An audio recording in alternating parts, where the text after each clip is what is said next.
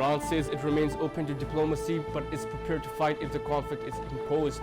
The Foreign Ministry spokesperson Ismail Baqai accusing the United States of making unreasonable demands in ongoing negotiations.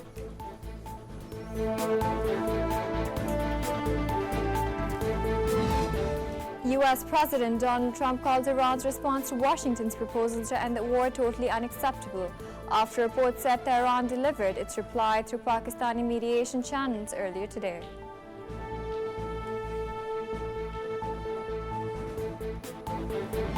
Iran is pushing back after U.S. President Donald Trump rejected Tehran's latest peace proposal, with Iranian sources insisting negotiations will defend national rights rather than what they called Washington's excessive demands.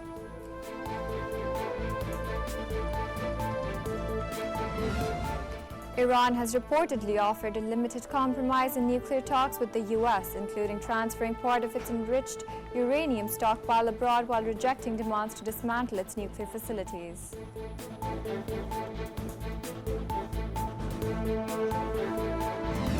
A Wall Street Journal report says Iran has proposed a temporary pause in uranium enrichment and talks on its nuclear program, while Iranian officials dispute elements of the report and deny claims regarding nuclear material.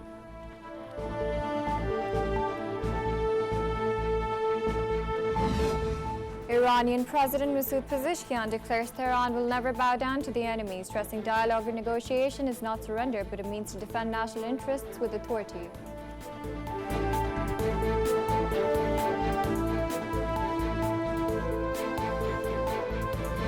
Iran warns Britain and France against deploying warships near the Strait of Hormuz, with Deputy Foreign Minister Qasem Gharibabadi threatening an immediate response to any foreign military presence in the strategic waterway.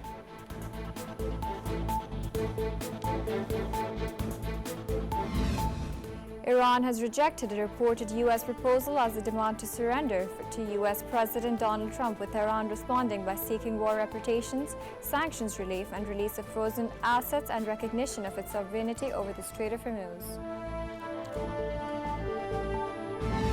Iranian authorities say an unidentified drone was intercepted and destroyed over the country's southwestern region, as regional tensions remain high following renewed disagreement between Washington and Tehran over peace negotiations.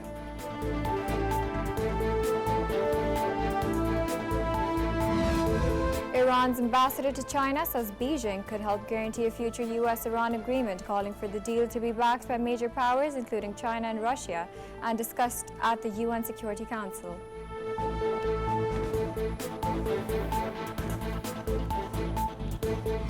Fresh concerns over maritime security have emerged in the Strait of Hormuz after reports of GPS interference and signal spoofing caused commercial vessels to display abnormal movements across one of the world's busiest energy corridors.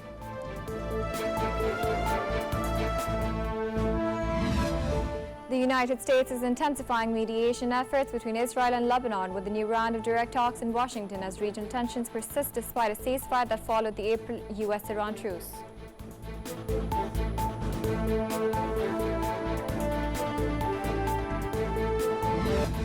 After 11 years in power, Modi's hollow, self-reliant India lies exposed as he shamelessly urges citizens and businesses to revive pandemic-era work from home to save petrol and diesel amid his regime's total energy policy failure.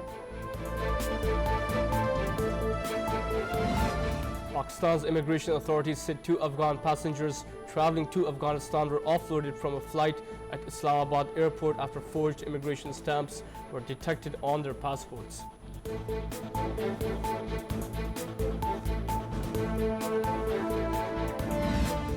Balochistan Chief Minister Mir Sarfaraz Bukti says intelligence agencies foiled a major terror plot after arresting a female suicide bomber allegedly assigned to carry out an attack in Islamabad.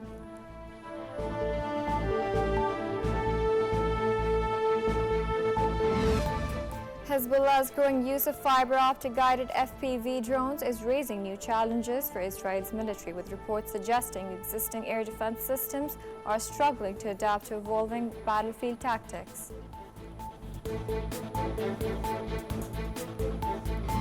3 oil tankers carrying nearly 6 million barrels of Iraqi and Abu Dhabi crude reportedly crossed the Strait of Hormuz, with tracking systems switched off. as regional tensions and maritime security concerns continue to escalate.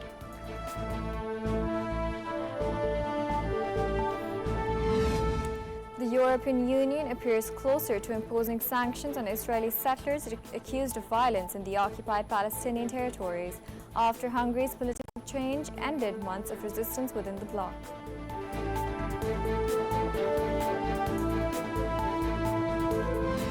Prime Minister Shehbaz Sharif chaired a high-level meeting on Pakistan's IT and telecom sector. The officials said internet connection had risen from 1.9 million in 2024 to 5.10 million in 2026, while IT exports are projected to reach between $4.5 and $4.6 billion this fiscal year. Gold prices fell as rising oil prices and stalled U.S.-Iran peace negotiations shifted investor sentiment, with spot gold dropping 0.6% to $4,684.32 per ounce, and U.S. futures falling to 0.8% to $4,692.70. Oil prices jumped sharply after the U.S. and Iran failed to reach agreement on a Washington-backed peace proposal, with Brent crude rising $4.25 to $105.5 a barrel and WTI climbing $4.46 to $99.88. Weather once again disrupted the Dhaka test as Bangladesh continued to build pressure in Pakistan, extending their advantage before persistent rain and gloomy conditions forced players off the field.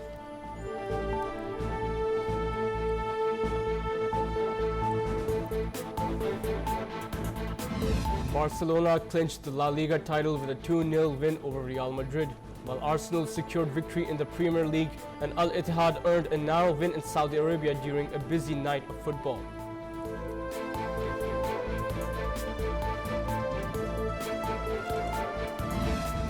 Young dancers from across China's Xizang Autonomous Region gathered in Lhasa for the 4th season of the Golden Junior International Hip Hop Competition, showcasing street dance talent at an altitude of 650 meters.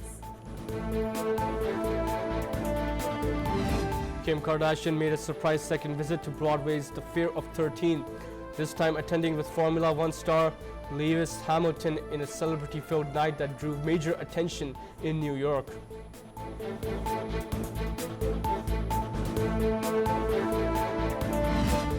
An emotional Mother's Day tribute from Dexter Keaton has drawn attention online as she remembered her late mother, acclaimed actress Diane Keaton, reflecting on lost family and motherhood months after the star's death.